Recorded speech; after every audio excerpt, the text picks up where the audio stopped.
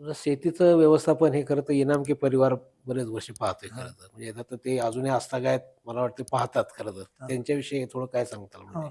काय की ज्यावेळेला आमची बरीच मोठी शेती सासवड गावामध्ये होती. आमच्याकडे इनामके आमचे पिशवी सरकेचे होते. म्हणजे आमच्या जमिनीतही करत होते. त्याच्यामुळे इनामके होते. त्यामुळे तुकारामच्या वडिलांचाही माझा संदीप इनामकेंच्या आजोबांचाही माझा परिचय होता. त्यानंतर संदीपचे वडील तुकाराम हे पण माझ्यावर काम करत होते.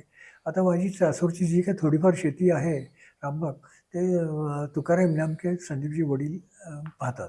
तर ते गांधी म्हणून पण संबोधलं जातं त्या गांधी कुटुंबाला. ते तर तुकारामचे वडील.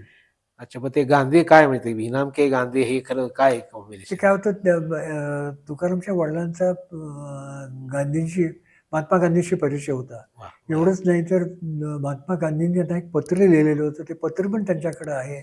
तर असं म्हणून त्यांना ते गांधींच्यावर असल्यामुळे त्यांना गांधी लोकं संबोधायचे. काय कळालं की ज्यावेळेला मग शेती मी माझं वय झाल्यामुळे मी मुलंही म्हणायला लागली, "बाबा आता तुम्ही थकलात आता काही जाऊ नका. आता पुण्यालाच राहा." म्हणून मी तुकाराम यांनी शेती करायला दिली आणि शेतीबरोबर राम मंदिराची पण व्यवस्था त्यांच्याकडे केली.